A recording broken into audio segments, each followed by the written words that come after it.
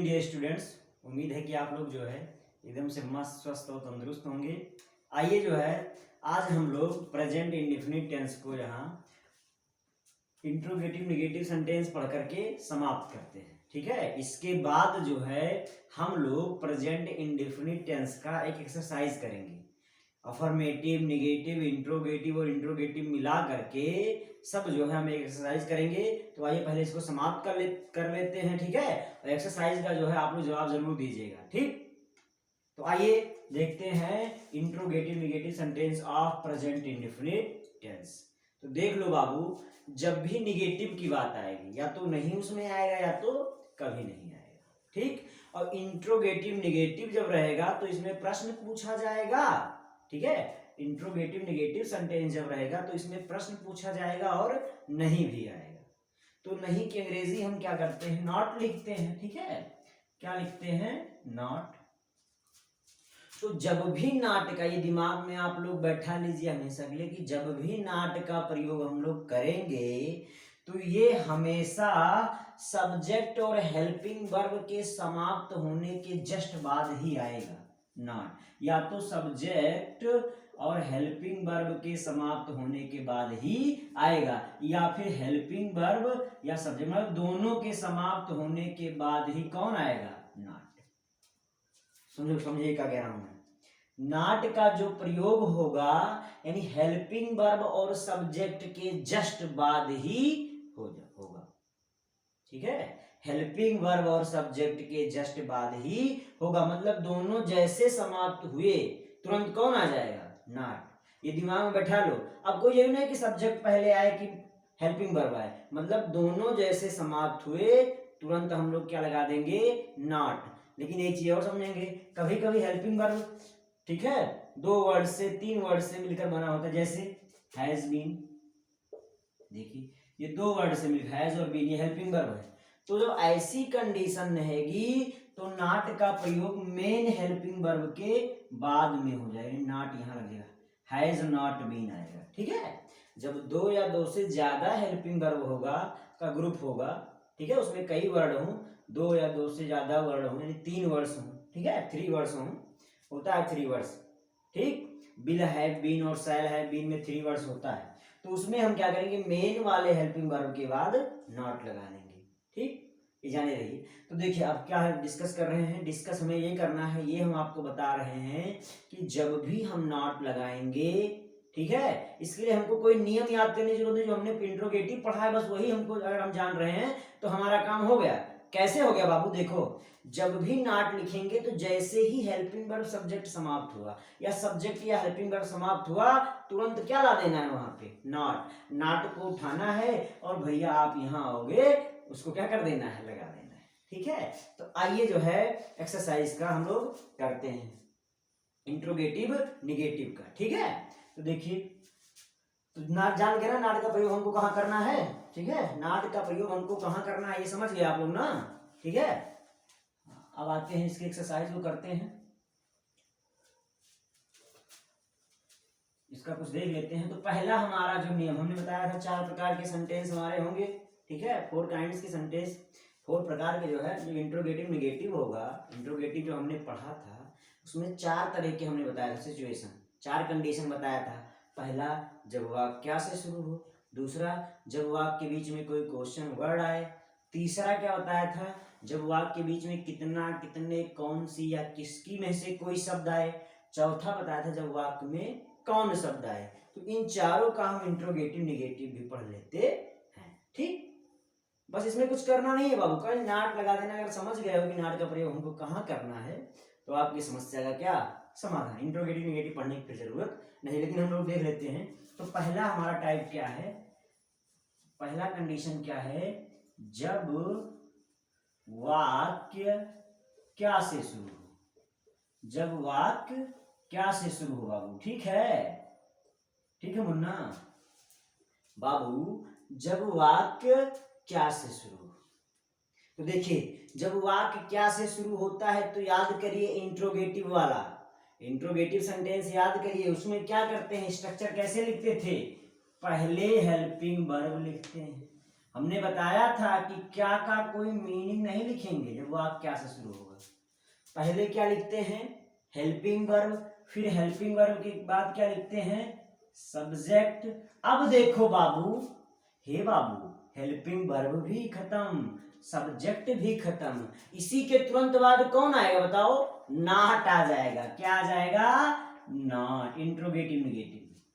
Helping verb subject समाप्त, तुरंत कौन आएगा, नॉट आएगा। ठीक है, चलिए अब कौन आएगा भाई, मेन वर्ब का फर्स्ट फॉर्म इसमें होता है। ठीक है, अंत में ऑब्जेक्ट आएगा, लगा देंगे क्या, क्वेश्चन मार्क। ये हमारा क्या हो गया, इंट्रोगेटिव नेगेटिव सेंटेंस के क्या से शुरू होने वाले वाक्य का स्ट्रक्चर। अगर आपको याद है इंट्रोगेटिव, तो नेगेटिव याद करने की जरूरत नहीं, बस हेल्पिंग वर्ब सब्जेक्ट के बाद क्या लगा देंगे, नॉट लगा देंगे। तो आइए एग्जांपल इसका एक कर लेते हैं, एग्जांपल भी देख लेते हैं। ठीक है, क्या वह खाना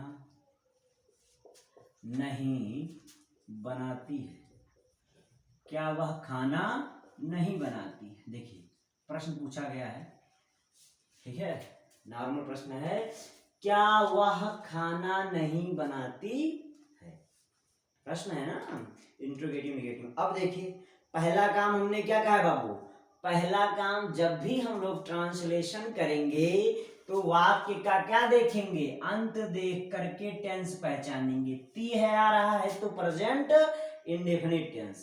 अब सेंटेंस पहचानेंगे, क्या वह, प्रश्न पूछा गया, क्या से शुरू हुआ, नहीं भी आ गया, पहले तो प्रश्न पूछा गया फिर नहीं भी आ गया, यानी इंट्रोगेटिव नेगेटिव हो गया। ठीक, अब इंट्रोगेटिव नेगेटिव हो गया, और क्या से शुरू होने वाला इंट्रोगेटिव है।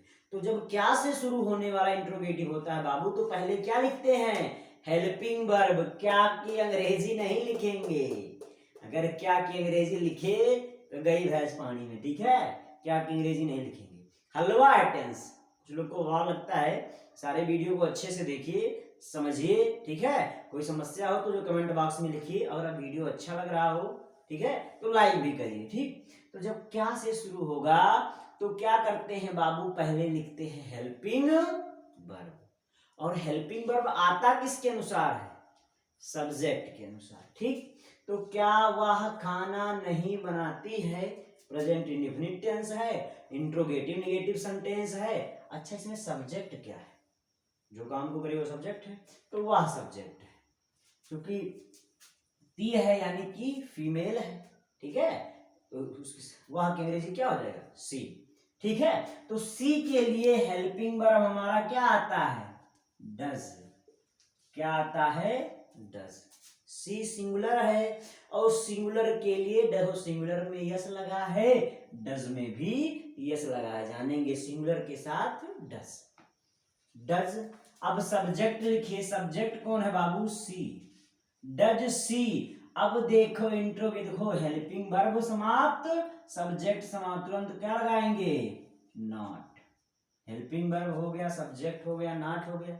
अब क्या करेंगे, मेन वर्ब का फर्स्ट फॉर्म। तो खाना बनाना है, बनाती है, तो खाना बनाने को जाएगा कुक, कुक। क्या बाबू, खाना, तो कुक फूड या cook the food, cook the food, अंत में क्या लगा देंगे, क्वेश्चन मार्क। तो does she not cook the food, या does she not cook food, cook food भी हो सकता है। ठीक है, तो does she not cook food या द फूड। बस ध्यान यही देना है कि जैसे हेल्पिंग वर्ब या सब्जेक्ट या हेल्पिंग वर्ब समाप्त हुए, तुरंत नॉट लगा देना है, तो इंट्रोगेटिव नेगेटिव का काम आपका हो गया। ठीक है, तो जब वो आपके क्या से शुरू होगा, तो उसके इंट्रोगेटिव नेगेटिव का स्ट्रक्चर हो जाएगा, helping verb plus subject plus not plus main verb first form plus object. ठीक बाबू, अब आते हैं दूसरे वाले कंडीशन पे। दूसरा कंडीशन क्या है, दूसरा कंडीशन क्या है वो देखते हैं, जब वाक्य के बीच में कोई क्वेश्चन वर्ड आए, जब वाक्य में कोई QW यानी क्वेश्चन वर्ड आए। ठीक है, पहले लिखवाए थे इंट्रोगेटिव में, क्यू को माने क्वेश्चन वर्ड, ठीक है। जब वाक्य में कोई क्वेश्चन वर्ड आए, अब देखो जब वाक्य में कोई क्वेश्चन वर्ड आए तो इसका स्ट्रक्चर भी इंट्रोगेटिव में लिखवाए थे। क्या करते हैं, पहले उस क्वेश्चन वर्ड की अंग्रेजी लिखते हैं। क्या करते हैं बाबू, उस क्वेश्चन वर्ड की अंग्रेजी लिख देते हैं, फिर हेल्पिंग वर्ब और फिर सब्जेक्ट। अब देखो हेल्पिंग वर्ब समाप्त, सब्जेक्ट समाप्त, इसी के तुरंत बाद क्या आएगा, नॉट। जब ये दोनों समाप्त हो जाएंगे अर्थात इनको लिख चुकेंगे हम, उसी के जस्ट बाद कौन आ जाएगा, नॉट आ जाएगा, ठीक है। तो question word, helping verb plus subject plus not plus main verb first form plus object, ठीक है। समझ गए ना, बस कुछ नहीं करना है, जो हेल्पिंग वर्ब वाले था उसमें बस क्वेश्चन वर्ड पहले ऐड कर देना है, ठीक। आइए देखते हैं, इसका भी एक एग्जांपल देख लेते हैं, एग्जाम्पल देख लेते हैं। तुम अपना काम क्यों नहीं करते हो, तुम अक्सर जो है शिकायतें रहती हैं लोगों की, तुम अपना काम क्यों नहीं, तुम अपना काम क्यों नहीं करते हो, ठीक है बाबू। तुम अपना काम क्यों नहीं करते हो, क्यों नहीं करते हो जी, करो भाई काम। तुम अपना काम क्यों नहीं करते, अच्छा पहला काम क्या बताए हैं, वाक्य का अंत देखकर टेंस पहचान। अच्छा अभी तो पहचान ले जा रहे हो, जब कई टेंस पढ़ा देंगे तो उसमें कंफ्यूजन नहीं, इसलिए पहला काम यही करोगे ट्रांसलेशन करते समय, वाक्य का अंत देखकर टेंस। तो ते हो आ गया प्रेजेंट इंडेफिनिट टेंस, ठीक। अब तुम अपना काम क्यों, तो प्रश्न पूछा गया, नहीं भी आ गया तो प्रश्न पूछने के साथ नहीं आ गया तो इंट्रोगेटिव निगेटिव हो गया।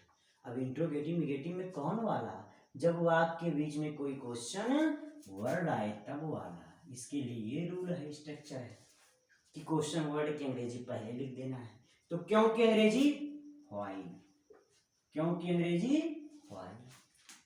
अब क्या लिखना है, हेल्पिंग वर्ब, और हेल्पिंग वर्ब किसके अनुसार आता है, सब्जेक्ट के अनुसार। सब्जेक्ट हमारा कौन है, तुम की अंग्रेजी यू, और यू को हम रखते हैं प्लूरल वाले में, तो यहाँ क्या आ जाएगा, डू, प्लूरल के लिए डू।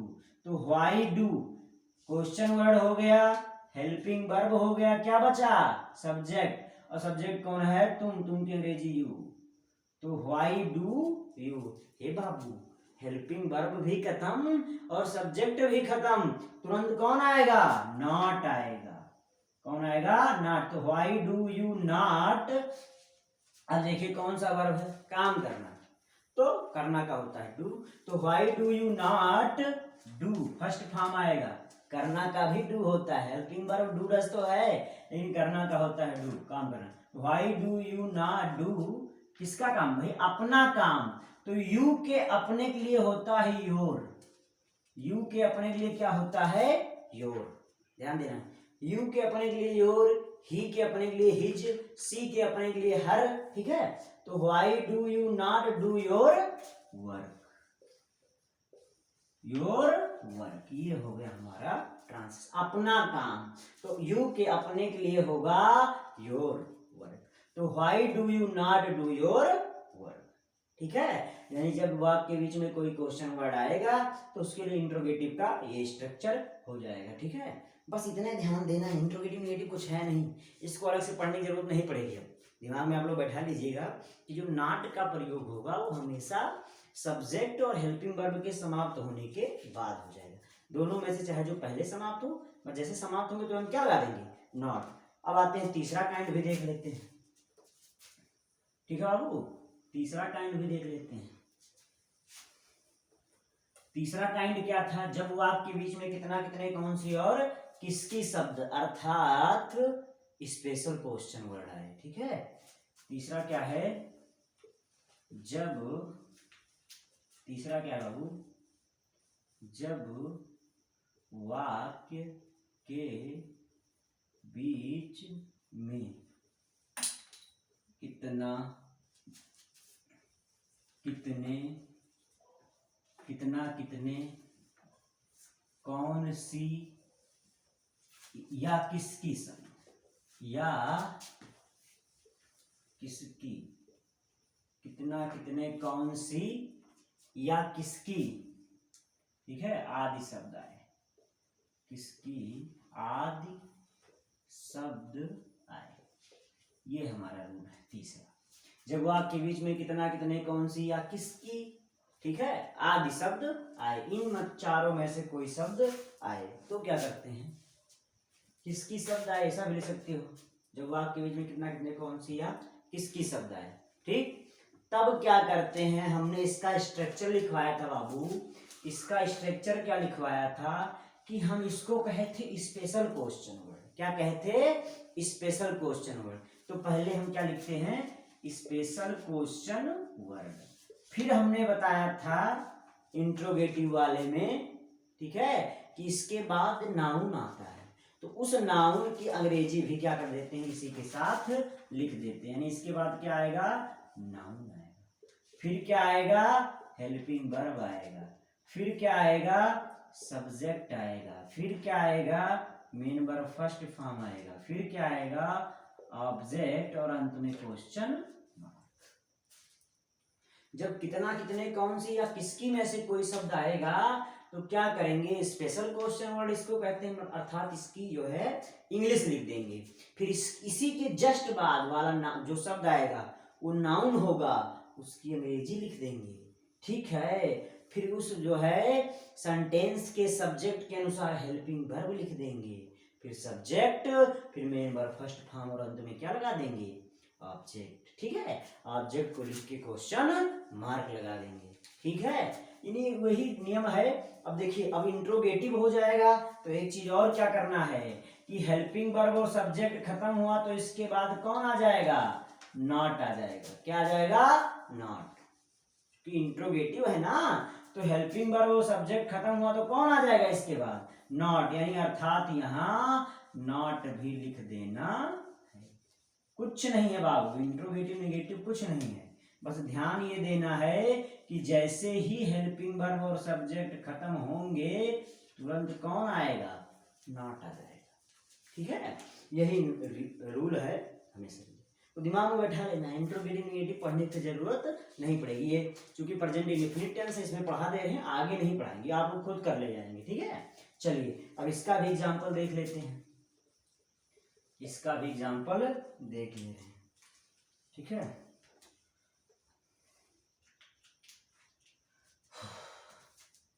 वे किसका काम नहीं, ठीक है, करते हैं। वे किसका काम नहीं करते हैं, वे किसका काम नहीं करते हैं। देखो बाबू, किसका शब्द आ गया, किसका या किसकी, ठीक है, किसकी हो या किसका हो या किसके हो, ठीक, तीनों शब्द हो सकते हैं। क्योंकि यहाँ किसकी लिखा है तो किसका भी हो सकता है, किसके भी हो सकते हैं, ठीक। तो वह वे किसका काम नहीं करते हैं, ठीक है बाबू। इसमें कंफ्यूजन है, किसकी यहाँ है तो किसका भी हो सकता है, किसके भी हो सकते हैं, ठीक। तो वे किसका काम नहीं करते हैं। अब देखते हैं भाई, देखो किसका आ गया तो ये स्पेशल क्वेश्चन वर्ड की कैटेगरी में आता है, ठीक। और इसी के जस्ट बाद आने वाला शब्द क्या होगा, नाउन होगा, तो वर्ब नाउन होगा, ठीक। इसका ट्रांसलेशन करते हैं तो पहले लिखेंगे किसका का मीनिंग, यानी स्पेशल क्वेश्चन वर्ड की इंग्लिश लिखेंगे तो क्या होगा, हुज, बताए थे, हुज। फिर जस्ट उसके बाद आने वाले शब्द की अंग्रेजी यानी वो नाउन होगा तो वर्क, हुज वर्क। वे किसका काम नहीं करते हैं तो किसका का, हुज, काम का वर्क, तो हुज वर्क। अब बताओ सब्जेक्ट कौन है इसमें, वे, और वे की अंग्रेजी क्या होता है, दे, और दे को किसमें रखते हैं हम, प्लूरल कैटेगरी में, ठीक है। और प्लूरल हो गया तो बाबू क्या आएगा, हेल्पिंग वर्ब, डू आएगा। क्या आएगा, डू। तो हुज वर्क। अब देखिए इसके बाद क्या आएगा, हेल्पिंग वर्ब, तो हेल्पिंग वर्ब क्या आएगा बाबू, डू आएगा। अच्छा, डू काहे आया है हेल्पिंग वर्ब, क्योंकि सब्जेक्ट हमारा वे है जिसकी अंग्रेजी होता है दे, और दे को हम लोग रखते हैं प्लूरल कैटेगरी में। तो हुज वर्क डू, फिर लिख देंगे क्या, सब्जेक्ट दे। अब देखो बाबू, हेल्पिंग वर्ब समाप्त, और अभी तक नॉट का प्रयोग नहीं किए थे क्योंकि हेल्पिंग वर्ब ना समाप्त हुआ था ना दे समाप्त हुआ था। अब दोनों समाप्त हो गए, तुरंत कौन आएंगे, नॉट। कौन आएंगे भैया, ए बाबू, कौन आएगा, नॉट। तो whose work do they not, ठीक है, करना, डू, नहीं करते हैं, करना, करते हैं, करते हैं मतलब करते, करना, ठीक है। तो whose work do they not do, ये हो जाएगा इसका ट्रांसलेशन, ठीक है। तो whose work do they not do, मतलब वे किसका काम नहीं करते, वे किसका काम नहीं करते।